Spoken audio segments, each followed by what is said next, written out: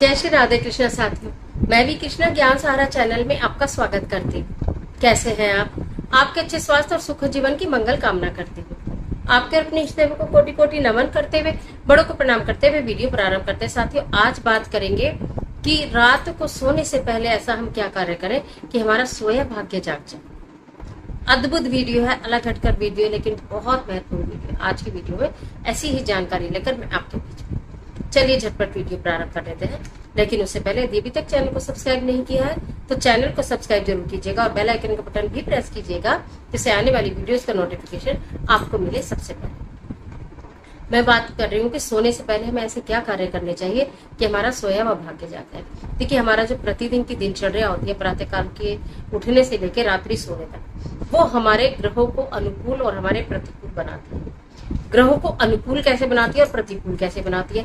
क्योंकि हमारे अपने ही तो कर्म है जो हम अपने फेवर में और अपने अगेंस्ट दोनों तरह से भगवान को, अपने कर्मों को के हिसाब से भगवान को हमें फल देने के लिए मजबूर करते हैं, और हम अपने ग्रहों को अपने अनुकूल प्रतिकूल करते हैं। अगर हम इसमें प्रातःकाल उठकर, कई वीडियो मैंने आपको बताया भी है कि हमें क्या करना चाहिए। आप जानते हैं कि हथेली के दर्शन करने चाहिए, अपने मस्तक से लगाने चाहिए, अपने नेत्रों से लगाने चाहिए, भगवान का स्मरण करने चाहिए, भगवान का शुक्राना करना चाहिए कि हमें दिन पति माता को प्रणाम करना चाहिए, दिव्य वृक्षों को प्रणाम करना चाहिए, सूर्यदेव को प्रणाम करना चाहिए, तुलसी माता को प्रणाम करना चाहिए, घर के बड़े बुजुर्गों को प्रणाम करना चाहिए, अगर पशुपालन किया हुआ है तो गई माता को प्रणाम करना चाहिए।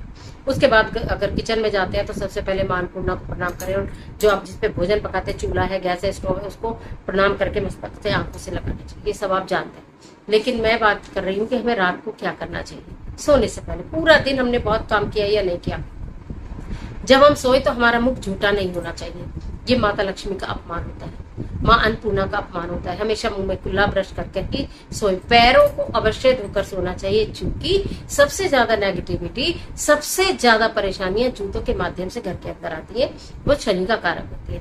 अगर हम अपने पैरों को बिना धुले ऐसे ही सो जाते हैं तो हमें बेचैनी रहती है, अनिद्रा रहती है, हमारा शनि जो होता है वो हमारा हमसे प्रसन्न नहीं होता, यानी कि शनि के दुष्प्रभाव हमारे ऊपर पड़ते हैं। तो इसलिए पैरों को तो अवश्य अवश्य अवश्य ही धोकर सोना चाहिए, और मुंह को झूठा ना सोए करके ब्रश करके सोना चाहिए।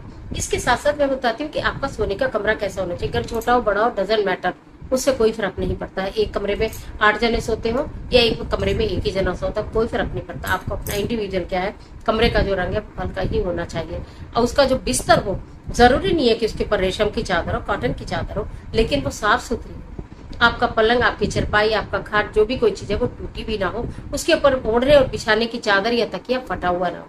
इस बात का ध्यान रखें, वो धुला हुआ साफ सुथरा हो। अगर किसी ऐसे स्थान पर रहते हैं जहाँ पर आप जल्दी जल्दी चीजों को नहीं धो सकते, उन्हें धूप जरूर दिखा देनी चाहिए, उन्हें हवा में जरूर डाल देना चाहिए, और फिर साफ सुथरा बिछाना चाहिए। पलंग के नीचे बहुत सारा कूड़ा कबाड़ा या कुछ ऐसी चीजें ना हो, अनयूज्ड चीजें ना हो, जो कि वास्तु दोष उत्पन्न करती है, शनि दोष उत्पन्न करती है और आपके ग्रह दोष उत्पन्न करती है।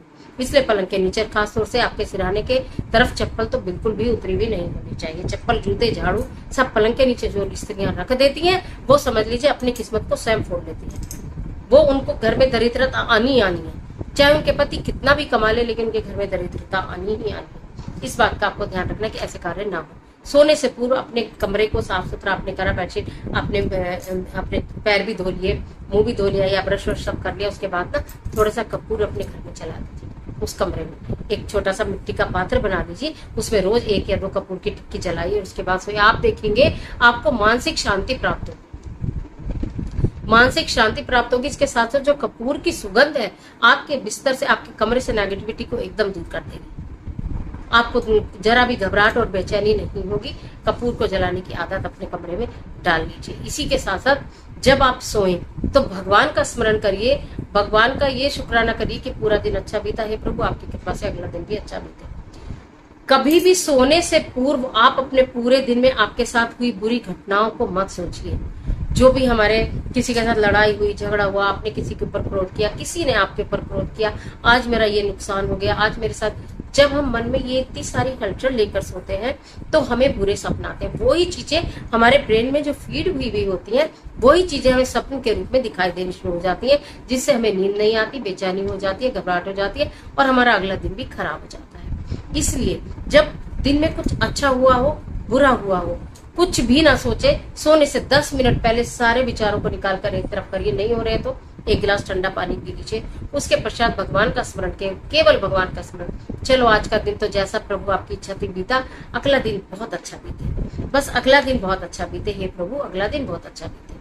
और इस तरह से भगवान के शुक्राने करते हुए, भगवान का नाम लेते हुए आप कब गहरी निद्रा में चले जाएंगे आपको पता ही नहीं चलेगा। लेकिन अगर बहुत ज्यादा सोच विचार, प्लानिंग, गुस्सा सोचते हुए अगर आप सो जाएंगे गहरी निद्रा में, तो फिर आपकी वो निद्रा नहीं होगी। आप जब उठेंगे तो आपका सिर भारी होगा, आपके दिमाग में थकान होगी, आपके शरीर में टूटन होगी, आपका किसी काम में अगले दिन मन नहीं लगेगा। तो इसलिए सोने से पहले कार्य करें, कोशिश करें कि लेफ्ट हैंड साइड की तरफ सोएं, बाई तरफ करवट लेकर सोए। कहते हैं बाई तरफ करवट लेकर सोने से एक तो नींद अच्छी आती है, खाना भी अच्छा पचता है, और जब खाना अच्छा पचता है तो बुरे स्वप्न भी नहीं आते हैं, और आपको सुबह जब आप उठते हैं तो बिल्कुल तरोताजा उठते हैं। आपके कोई सिर में दर्द या पेट में दर्द या बदन में दर्द नहीं होता है।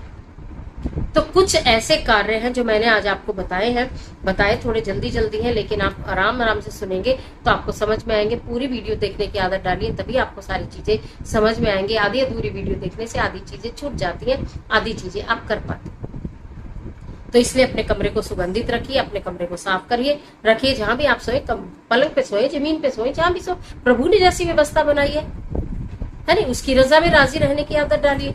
तो फिर धीरे धीरे जमीन पर सो रहे तो कल पलंग पर भी आ जाएंगे।